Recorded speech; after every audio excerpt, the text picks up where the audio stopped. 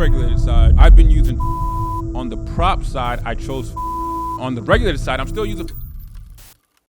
Today is a very special video because I am going to release and expose every single trading account that I am currently trading on. This is monumental, this is big, because I've never really done that before. I've only talked about, all right, I'm over here and I'm doing this, but like every single trading account, and there's multiple that I'm currently trading on, is going to be outlined in this video. So please, please, please pay very close attention.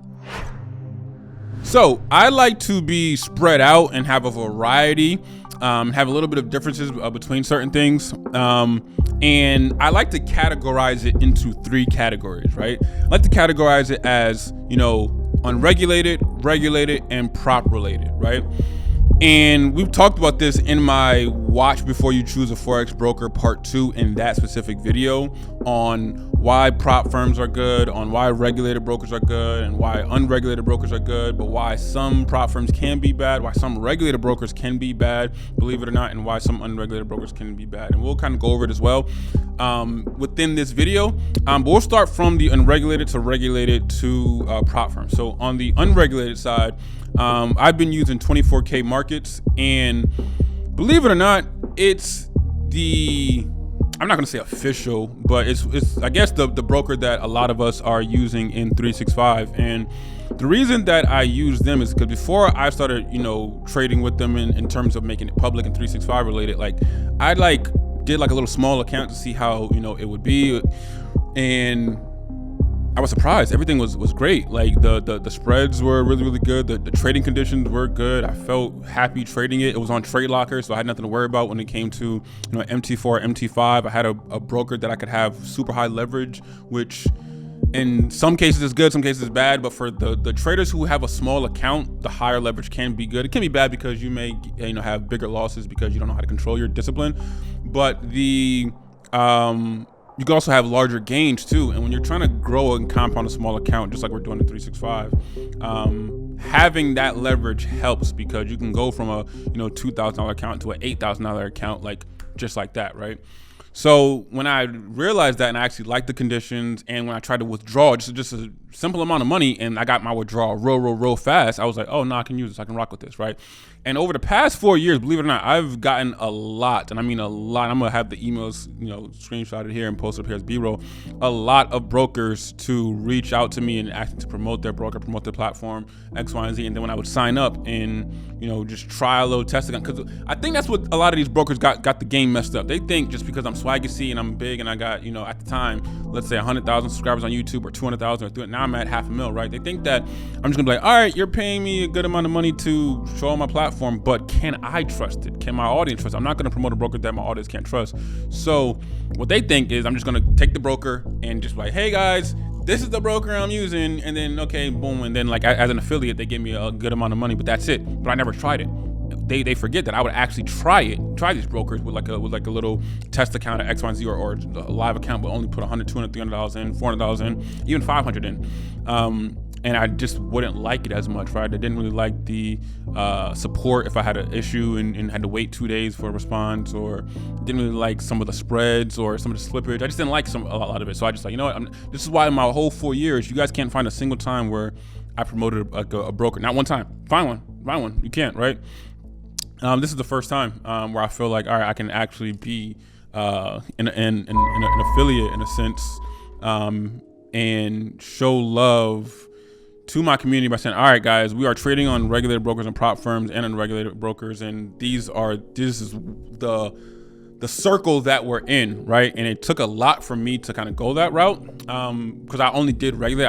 I never really did unregulated or prop once I like super made it. And that's kind of effed up too, in a sense, because I tell the story a lot. When I took that $6,000 account into 6 figures, that was on an unregulated broker. I had the leverage, right? That wasn't on Forex.com. That was an unregulated broker, right? But then when I made all the money and then started the course and I started trading on a real, I'm just like, all right, I'm just gonna put all my money into a regulated broker, as if I didn't come up the unregulated way, right?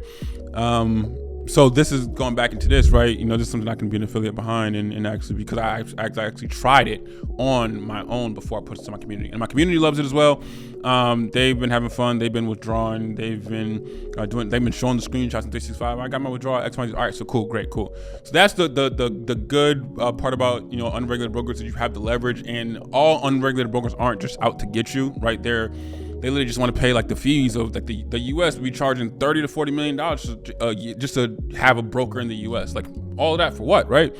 And people just don't want to go through those fees, even though they have your best interest. Like it doesn't make sense. And I thought about this in 2021. Like it doesn't make sense for an unregulated broker to run off with your profits. Why? They go out of business. Just like they're not trying to not pay you the 20K. They want to pay you, right?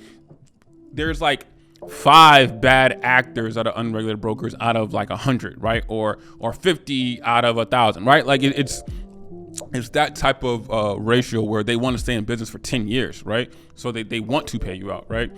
The only con of the unregulated brokers is figuring out which of the ones are good, because they could be a bad one that you could make $60,000 and they can run off with your money. They can run off with your profits, right? And it's just like, damn, I did all that for nothing, right? So that's the only good and bad part about that type of part. And some people watch this and be like, oh, that's no big deal. Just like me, I'm like, that's no big deal, because you got to find the ones that are good, which I found with 24K markets, right? Prop firms do the same thing, right? You look at prop firms, right? What's stopping them from running off with your money? Not regulated whatsoever, right? What's stopping them? Oh, public, you know, embarrassment and shame online. Yeah, okay, cool. So what? You see all these, the prop firm industry is in turmoil right now, right? You see all these, you know, firms out here denying payouts, 20K, 30K, 50K, 100K, and banning traders and just giving them a refund. Like, you see that all the time, but nobody has an issue. They're still, you know what I mean? So it's the entire trading as a whole you got to be mindful of and choose what works the best, which is why on the unregulated side, I chose 24K. On the prop side, I chose Funded Next. Mind you, I am starting my own prop firm in a matter of 3 or 4 weeks, so hopefully everybody watching this video can choose me, right? By the time, well, this video will come out soon, but in the next 4 weeks, there will be a prop firm from me coming out that you guys can trust, that I'm hoping you guys will choose as your prop firm, right? But right now, as myself, I chose Funded Next. Reason being is I personally like the fact that, because like when I was trading last year, I was like, you know what, let me just do a prop account. People keep asking me just to do a challenge on a prop account. And I did it for like a week, made some money, and I was like, I forgot about it, because I went back to my regular account, right? My regular account that had a lot of money in it, right? And in that regular account, right, I was trading, but then when I started 365, people saying, do a prop, go back, do a prop, and kind of balance that with 365. And when I logged back into Funded Next, they didn't breach me for inactivity. I haven't traded on Funded Next for 4 months, and my profits were still, everything was still there, right? During the challenge, it was still there. All the data was still there. I'm like, that's crazy, right? It's balance-based, no time limit. And the fact that I took 4 months off to go, I literally forgot about it because I'm trading on my own regular account. Like I'm not to be kind of cocky or weird, but I'm rich, right? I'm not gonna spend my time on a demo account for phase 1 and phase 2 just to get to phase 3 when I can just put, like, we're talking about a $200,000 account for funding. I can put $200,000 into 24K markets or into a regulated broker and trade right now, right? I can do that right now without the pressure of the time limits and stuff, right? But obviously it would be my capital, and this is not my capital, so that's the perk of a prop firm, right? But I can do that, right? So I forgot about it, right? And then when I logged back in, it was still there. I was like, oh, nah, I like this. I like that a lot. And I've heard like they've had a few payout denials, which, like I said, I don't like. But I've used them for the 7, 8, 9 trades I've made with the 100% win rate on here. You guys can see it clear as day, but I'm still in the phase part of the, like, the evaluation part, not on the funded side just yet. But when I do get funded, it'll be with them. Obviously, I can't trade on my own prop firm because I would own it, so I can't trade on my own prop firm. So even a month from now, it'll still be 24K markets and Funded Next. So I have one prop account on Funded Next.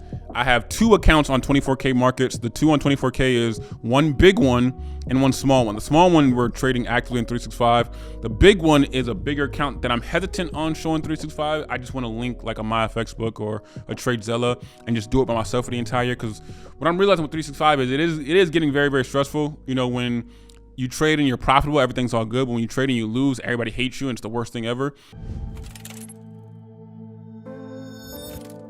I'm most likely definitely closing 365 to the public. Everybody could be in here having a good time, then all of a sudden, you know, 2 or 3 negative people come in, and then it's just an art. It's just for what? We're all trying to get the same thing. I firmly believe I'm a lock 365 shortly in a couple days.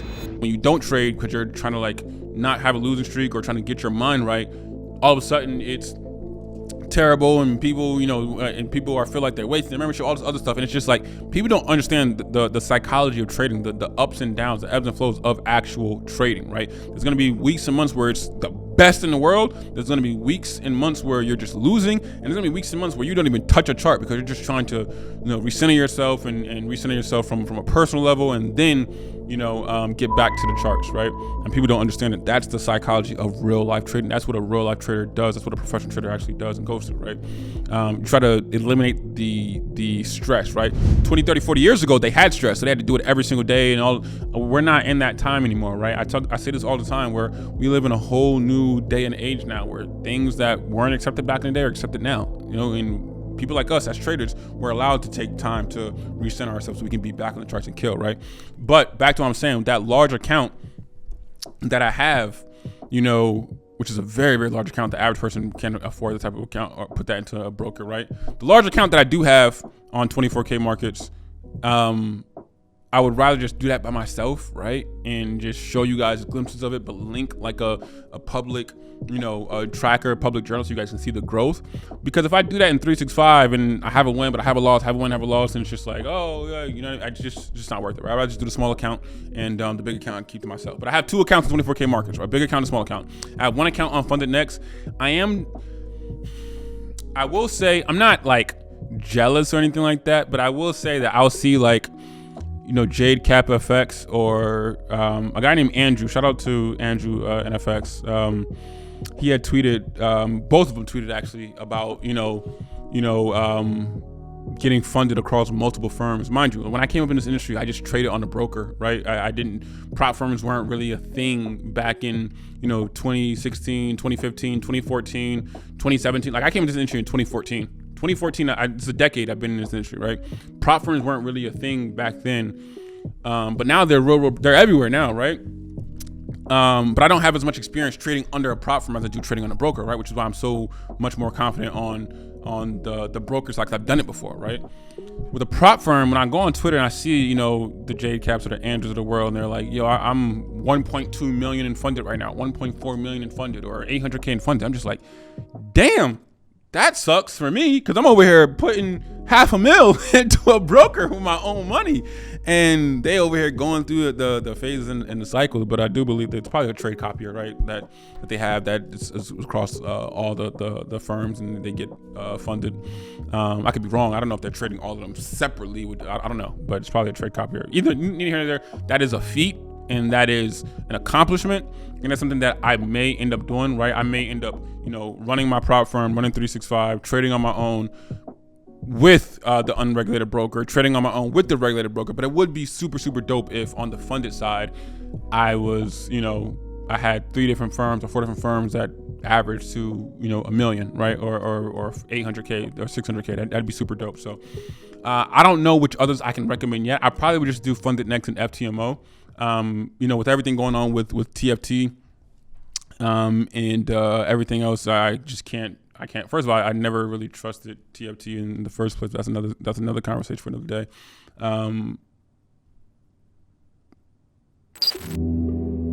As time went on, even in the early days, it just didn't feel like mine. I didn't have a say in the challenges we offered, didn't have a say in the broker we offered. I didn't have a say in the pricing. I feel like my ideas are getting stolen. I feel like I gotta ask permission beforehand to do stuff. I don't understand. Regarding the others and the new ones in the industry, I have to like look at them. But right now, it'll probably just be FTMO and Funded Next. I do have an FTMO account that I bought last month.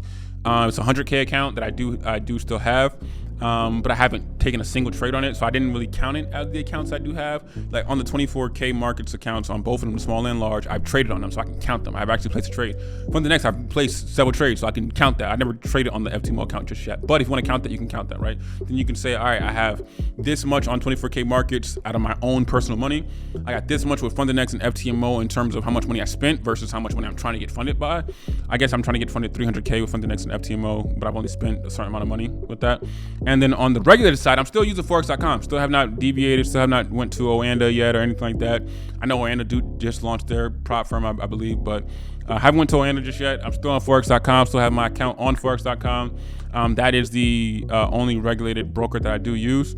I've been using Forex.com since 2020, but I've been on and off, to be fair, with Forex.com, right? I'll trade with them heavily for 5 months, then I'll stop trading with them for 8 months because I'm on the unregulated side now and trading that, and then I'm focused on the businesses, and then I'll get right back to the funded side because it's different when you have like prop firms, even though they have the restrictions, they have the leverage to grow and scale. Unregulated brokers have the leverage to scale, whereas the regulated brokers, they really don't. I mean, like 1 in 50 is good. Don't get me wrong. 1 in 50 is real good, but it's not that. It's gold for me. That's the issue, right? If you're saying I can have a 1 in 50 leverage with gold, I'll take that any day of the week.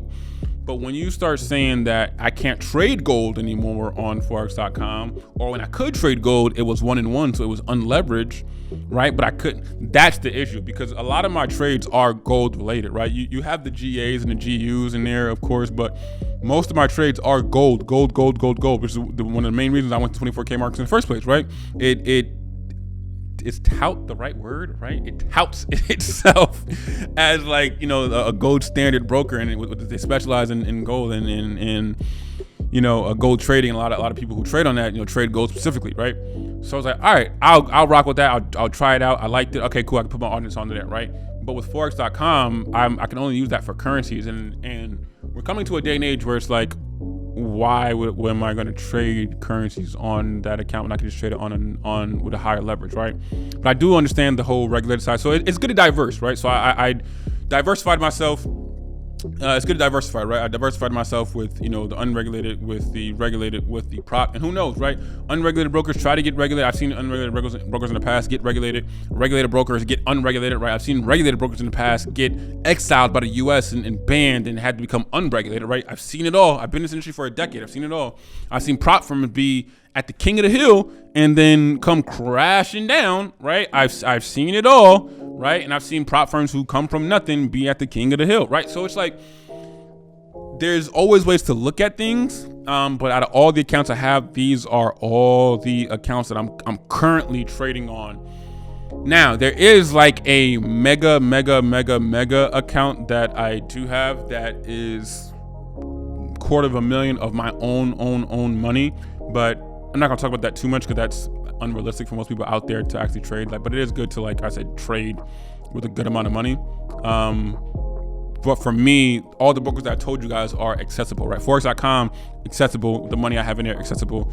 Same with FundedNext. That's obviously $1,000, $200. Like, that's accessible. Same with FTMO, accessible. 24K markets, accessible. You can put $100 in there, or 400 or 300 or 500, accessible. Even the bigger account I have, accessible. When you talk about $250,000, now that's more of a private type of trading, like a private entity in itself. You guys can understand. People may also wonder, like, why do you have so many accounts? And diversifying is a good thing, but the reality is I live in Puerto Rico and there are no taxes for me for capital gains, right? So it's like, the more I trade, the more money I make, the more I keep for myself. There's literally 0%, right? Like, I keep every single dime that I make trading, every single dime. I don't think you guys understand it, right? So when I can diversify, and I may not like the conditions on FundedNext today, or they may be going through turmoil, but Forex.com is good, or I may not like, I may see a clear-cut setup that I want to trade, but it's on gold, and I want to maximize my money, I may go to 24K markets and trade that, right? So I can diversify, because no matter how much money I make, it's all coming to me. If I lose, obviously I lose, everybody still loses, I still lose, but the money I do make in profit comes directly back to me. So those are all the accounts I do have. I have like a 2 on 24K, 2 on the funded side, 1 on the regulated side, and then just a massive account just overall that we'll talk about another time when I'll probably talk about the end of the year, because what I want to do is, towards the end of the year, or maybe around my birthday, I want to like release, a lot of, like, people see like the P&L already for 365, the small account, but I would love to at the end of the year just release the P&L overall across the board with all of my trading. That's something that I haven't fully done yet. I did that in 2019 when I first, took my small account to a bigger account and did that on Instagram. But when I got into this YouTube real game and got this big audience, not yet. And I want to do that, by this time next year, and I can show all the accounts, right? Like I said, with 365, you guys see that the P&L is public in 365, but if I can make that public for the people who aren't even in my businesses or anything like that, that'd be great. And that's for 24K markets, that's for Forex.com, that's for Funded Next FTMO, and that is for my major account at the end of the day. So I hope this video helped you guys out a lot in choosing a Forex broker for you guys. I outlined specific accounts that I have, but I also outlined why it's good to have an unregulated broker, why it's good to have a regulated broker, why it's good to have a funded account, but why all three of those things, like I can say a con to each of them. I can also say, like I said before, how an unregulated broker may be trying to get regulated, where a regulated broker may be doing shady things and they get unregulated, and a prop firm is good and bad and bad. Like, it's all different variables you can kind of look at. But these are all the accounts I currently have right now. And I hope this video helped you guys out a lot. Sign up for all three right now. If you like FTMO Funded Next, then great. If you go on 24kmarkets.com website and you like it, great. You like Forex.com, great. Do what you guys want to do. I'm just telling you guys what I currently do and what I currently use in my day-to-day. So I appreciate you guys a lot. I love you guys. Make sure you subscribe to the channel. Subscribe to the channel. And please go to these two websites. That's all I ask for. All the value I'm giving, go to these two websites, right? One is a prop firm that I spent 9-10 months working on, leaving my former prop firm and creating the best one for you guys. Worked real hard, and it's releasing very soon. So if you sign up for the wait list, that'd be awesome. And the second one is the massive university that I am starting, that I've been working on since 2021. I said this before. I've been working on this since Austin was a videographer for me. Like, that's how long ago it's been since I've worked on this university. I got all the experts in a bunch of different fields, and it's a real passion of mine because it teaches you about financial literacy overall. I talk about in 2020 where, I was rich, but I had a bad credit score, or I didn't do my taxes correctly. Like, financial literacy is a whole, it's a school, it's a university, and this is the biggest thing that I will launch. And after that, I'm done. I said this to my team, said this to Bailey, my wife, like, there may be businesses I start in 5 years, 6 years, 7 years, but I'm doing 365, I'm doing prime time, and I'm doing the university, and that's it. And those are my focus for the rest of the year, and that'll be a focus for next year. Obviously, in-person court, like the whole shift season, that is happening. That's not a business. That's an event that's happening. That's really going to happen. Shift season. We'll talk about that another time, where I release the dates and stuff so people can come through and have a good time. That's not a business. A business is those three that I outlined. So please go to those websites and make sure you outline, sign up for 365 before we close. I believe we are closing any day now. If we haven't already closed, we're closing any day now to lock everybody in, because we're tired of people coming in and out, and we want to really focus on people's journeys. But at the same time, prime time is launching, and we don't want people in and out right before the prop firm launches. If you're in, you're in. You're out. Make a decision and stand on it. Stand on business. Stand on your 10 toes. And then with the other two entities, they're coming, and they're going to be very huge. Please put your name in for the wait list so you can be notified when we launch. And then that's all I got for you guys for this industry for this year and next year. And it's the only three things that I'm focused on and I'm passionate about. So I love you guys. See you guys, and later.